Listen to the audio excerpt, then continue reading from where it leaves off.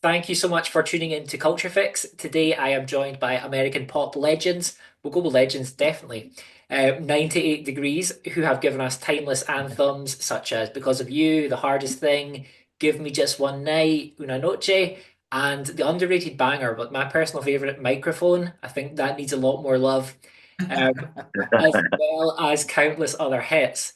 So Jeff, Justin, Nick, and Drew return with a brand new single, Got You, which is already like a 98 Degrees classic. And the guys joined me today to talk about this and the new album, Full Circle, which is coming out in May. So really appreciate it, guys. Thank you. Yeah, Thank thank you. you. Thanks for having us. I'm, I'm curious how microphone, where'd that one come from? I mean, that's a Love that's it. a. The I mean, kids we love love that the one. song, but that The, one the now. kids love that song. Yeah, it is. It's a song that hooked me back in after all the I um love that. do you find that? Because I do think the 2.0 album is pretty underrated. Do you kind of get a lot of love for that? I couldn't agree with you more. I mean, we're all proud of that record. There's some great songs on there, and it's a tough business, and the timing, and it's got to be a lot of things like kind of coming together to make a project a success. But I think we enjoyed making that record. We're proud of the record, and yeah, I think if you haven't heard 2.0, check it out. But Yeah, I don't think forget about Full sometimes you Circle. you take creative chances on I think we kind of pushed ourselves a little bit on 2.0 and sometimes those chances work out and sometimes they're not as well received as you'd like, but we're incredibly proud of that record and frankly every record we've done we really put ourselves into and invest a lot emotionally and otherwise in those. So it's great to hear you say that, man. We always enjoy hearing that. Nice. Well, I'm really, really glad you're back with Got You. It has like the feel of a total classic 98 Degrees track. How hard is it to find like a new team that can craft that sound with you? It's Well, very hard. That's why we that went record, back to our old team. yeah. It's really hard. I mean, Yeah, we that was go ahead. produced by Anders Bagge, who did Because of You and did Una Noche and so many of our songs. So we it really felt like a 98 degree song. We thought, well, who better to pull this off on the production side than someone that we know and trust and love and certainly has our sound kind of down pat. The Swedes just get great pop music as well. He's got a really great ear for a great pop song. Yeah. Um, Yeah. so obviously you got you the first taste of the album. You've revisited five classic tracks. How was it going back into these songs and kind of finding a new way to explore them? I mean, I think for us, it's these songs have become a part of our lives. They're part of the fiber of who 98 Degrees is. But you know, how we sing together, how we sing individually has changed dramatically since we recorded these songs in 1997, 98, 99. So, I mean, our voices sound different. We're better singers now. Our harmonies are richer. There's a different tone. So for us, we also have the experience of singing them for the better part of 2 decades. So there's a comfort level to the vocal sound in these, and there's a great blend. So for us, just to update them, to kind of reimagine how the vocals would sound, but still try and get them as close to the originals as possible. It's challenging, but it's a fun challenge to try and make all that happen at the same time. And is there like an element of caution, Jeff, maybe with bringing kind of new versions to fans who are quite protective of the originals?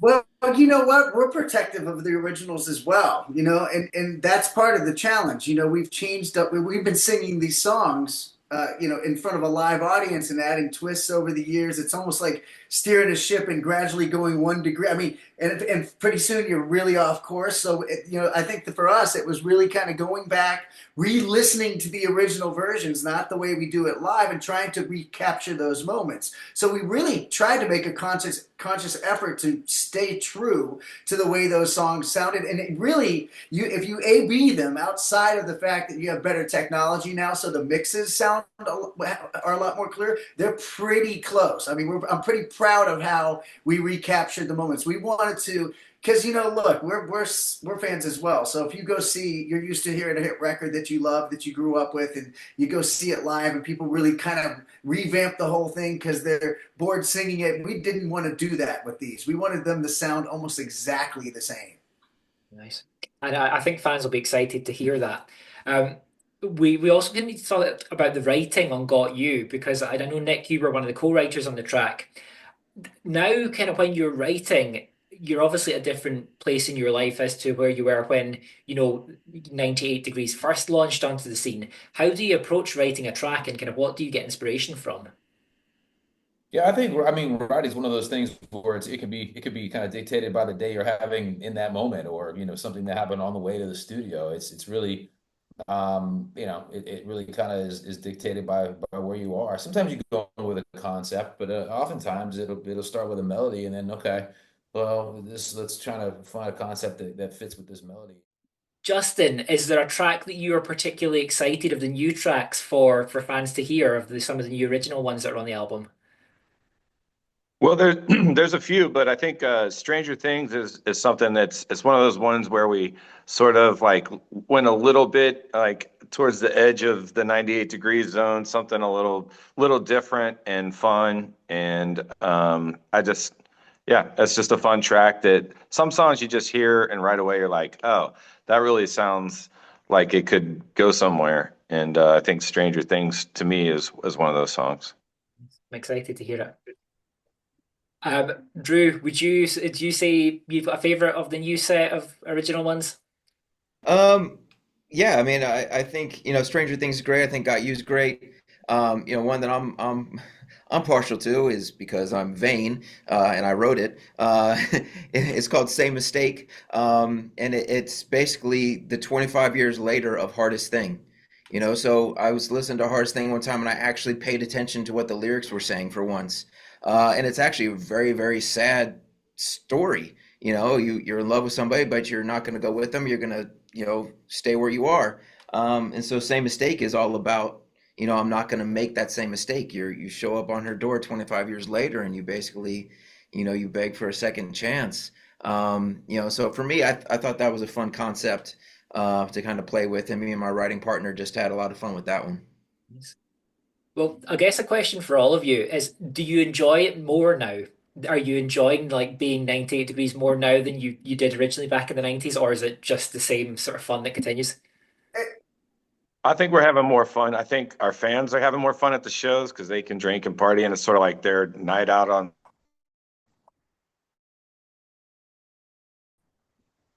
of our other lives outside of 98 degrees, which wasn't the case back in the day. Our entire lives were 24/7, 98 degrees. And I think it's definitely a lot more fun. I think we are more grateful than ever to our fans and to the people that have helped us get where we are. And I think, smelling the roses along the way is an important part of life, and we've certainly learned that through the years. I was just going to ask, how important is it for you guys to put out physical copies of the album? I see there's vinyl, there's CDs, you've got it all, you've kind of covered all bases. How important is that to you? I think it's kind of fun. I mean, and the reaction we got when we put it on sale, I mean, we sold thousands of copies right away. So it just goes to show you, even with all the technology and the amazing ways that you can get to your fans through streaming and downloading stuff, I think people got used to that, but they missed, the experience of going and getting some material from their favorite artists, actually holding the tangible part, touching, the CDs and the booklets, and getting it in the mail, or going to a store, and that experience of picking out your favorite album or song or single or whatever. I think that's come back around. It's the proof is in the pudding. It's a huge billion-dollar business now, the physical goods, especially vinyl. So for us, we were glad to see it. I mean, that's what we, not necessarily vinyl for us. We were after that era, but CDs and that kind of stuff. I mean, that's how we sold records. I mean, you had to go to the record store, you do in stores, you meet your fans in person. Fortunately for us, there was always a really long line around the corner, and it's great and refreshing to see fans really wanting to experience that again with all the technology that's out there. Yeah. And I think the level of which you got to know albums was so much deeper because you had a CD that you would listen to from, the first track to the end, and it would just start again in your car or wherever you were. So I think to kind of bring that back is a really great thing for the music as well. Well, there's an investment. There was an investment of money. There was an investment of time. Now music is just it's basically a free good that can just be kind of put on and played in the background. It used to be you would go to the store, you'd spend $15 or whatever it was. You couldn't just choose every record that you could get. You had to be, very specific and know what you wanted to get. I feel like with vinyl that was an experience. Like you would put it on and you would sit and you'd listen to it, and then you'd have to flip it over after 22 minutes. You can't just hit play on your phone and then it plays throughout your whole house. So I feel like the experience of listening to music was an actual activity. When you had physical copies, it wasn't just something that would be as much like background noise. But yeah, I mean, I remember like what is it? Cooley High Harmony, like Boys to Men. Like I would literally put that thing on and I would listen from literally the very beginning through the end of that CD. And I think that's kind of what the way our fans are with our music, and I think that's why they're so connected to it. Nice.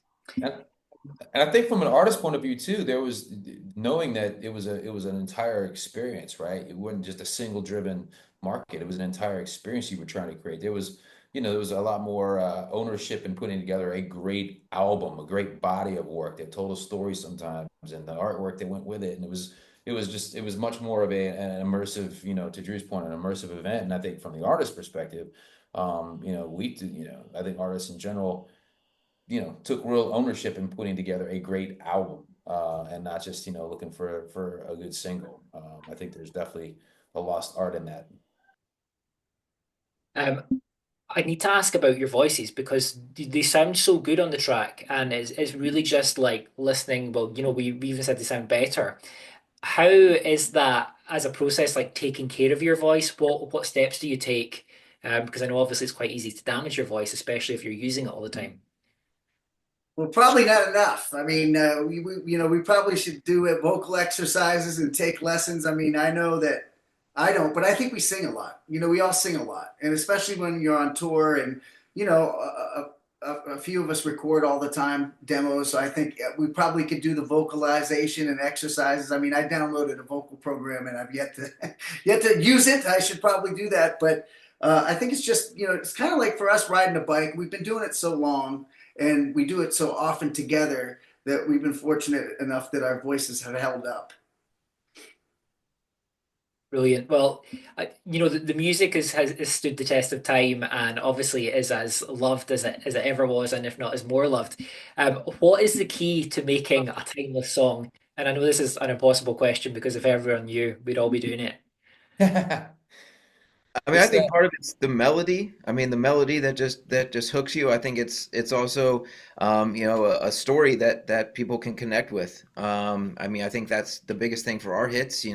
I do. It's a clearly a great melody, but it's also the story of the wedding, and then exchanging vows, and that's why people to this day still use it as their wedding song. Hardest thing, it's the breakup, it's the heartbreak, Invisible Man, the unrequited love. It's these stories that people can relate to, along with just a beautiful melody. But like you said, there is no way to magically figure it out. I mean, even the greatest songwriters ever, they lay some turds every once in a while that just that just aren't good. And I think that's just part of music. I mean, you try and create whatever speaks to you, and sometimes it's going to translate, and other times it won't.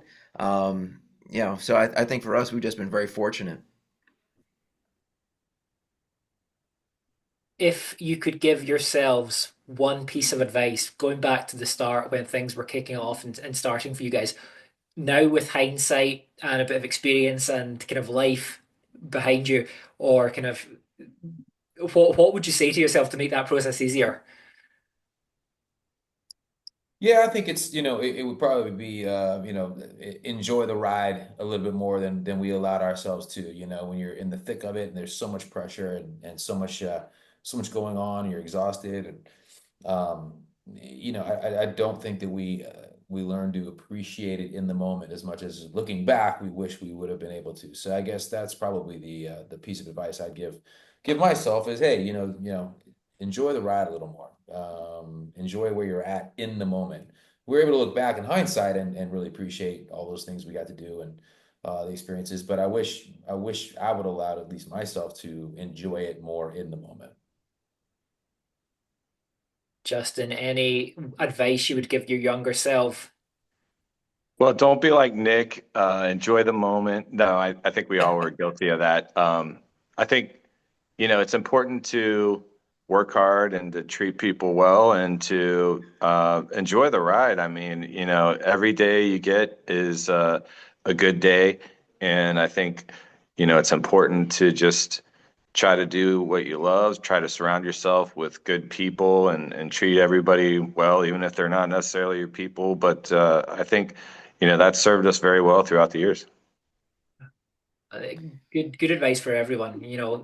Treat everyone well, and actually life is better, isn't it? Well, guys, I know you've got a busy day, lots of interviews and promo and stuff to do, so I really appreciate you taking time. My Wi-Fi is hanging on by a thread. I'm glad we got to chat, and people can get the album in May, and they can stream Got You now. So hope people do that. Thanks, Andrew. Yeah, thanks, man. Appreciate it. We appreciate the material and all the songs and the albums and all that stuff. That means a lot to us, man. So thank you so much. We appreciate it. Nice, and stream microphone as well. Thanks, guys.